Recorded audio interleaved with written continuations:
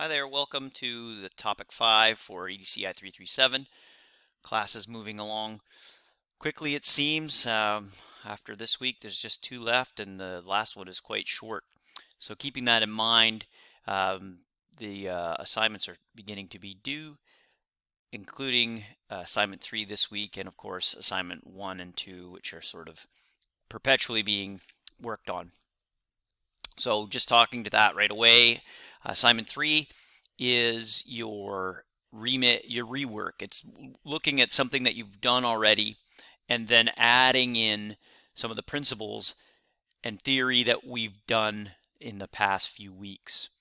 So for the most part, it should be something that you've done potentially for this class. It can be your screencast from last week. It could be even the video that you work on this week, or your presentation.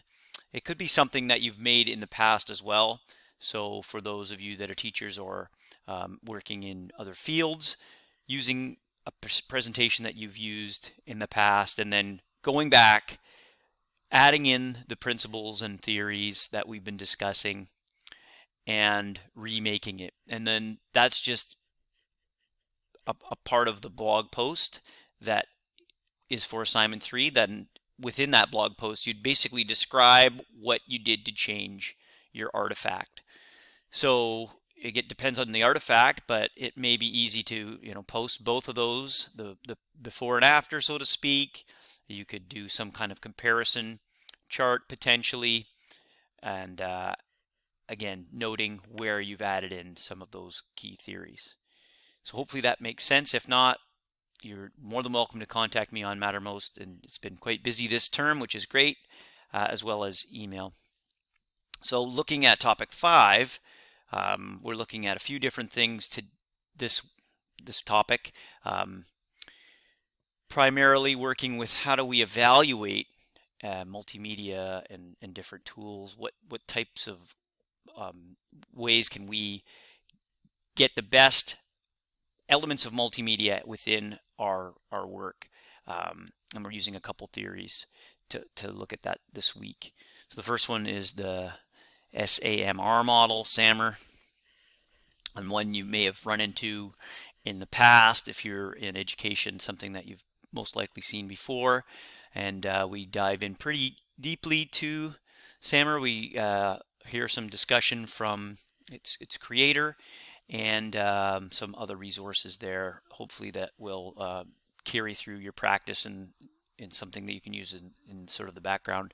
And then we move on to the sections model, another way to evaluate multimedia. And again, we start looking a little bit about that theory with Dr. Tony Bates, and he's the author of that theory as well. So again, so a bit of a deep dive into those, and those are both, again, theories that are good transferable into your practice. And for our hands-on learning, we're applying what we've learned throughout all of the weeks, not just this one, in our video editing. So there are a couple options. Part of that is because I've been in contact with a few different people that are Mac users, and there's some native software within Macs that are great for doing things like screencasts and video editing and things like that. But otherwise, if you're working on a PC or you don't have that type of software, OpenShot is one that is available there with a download and an activity on how to work with OpenShot is there via the link. And if you do choose to use the Mac with iMovie, there is the option there to do that as well. So what is it that you're making the video of? Well, within the workshops, you'll see that there are videos there. They're the easiest to work with. And for this exercise, that's all we're asking you to do is just to go through and edit what's there. It's easy to follow along. For those of you that want to try a little bit more or something that they feel that they'd like to take a little bit step further, you're more than welcome to edit other videos. One thing that we do talk about here is just to make sure that if you are uploading those edited videos, that they do fit within copyright. And there's some links there to figure out where you can find some Creative Commons or look for Creative Commons attribution. So these symbols you've probably seen a lot of times, or you'll see them in YouTube, or you'll see them within documents. And these are just different ways that people who create content are asked to share those and to credit the authors. So just something to consider. At the very end, there are an optional Google Earth narrative map, and this is something that is not, you don't have to do, but some people are interested in sort of adding those extras in. They may come from a background that has quite a lot of technology, so I like to make sure that there's sort of that extension as well there, and that's at the bottom this week. So don't feel that you need to do the exercise with Google Earth, but there is that to even take a look at, even if you don't end up doing it all the way.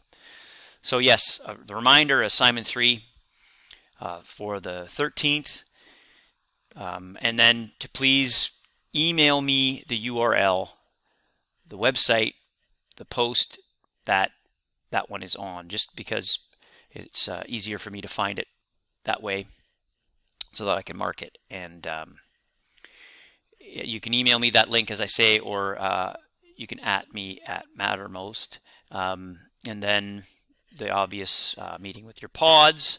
I hope that's been going well, and your comments and your own blog post just describing and summarizing what you've been learning this week.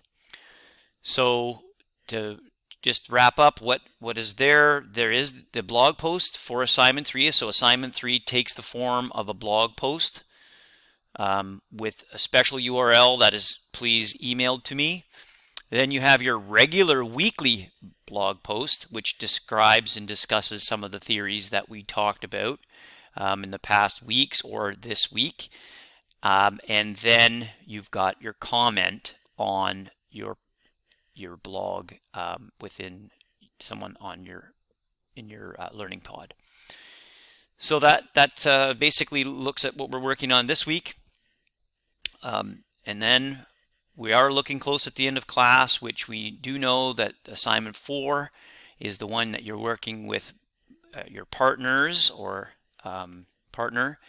And if you have any questions about any of these things, please don't hesitate to contact me. I've been in contact with many of you, so that's been great. And as well, just a reminder, there's been some people dropping by for the Monday morning looking at questions and just having a meeting in the Zoom room.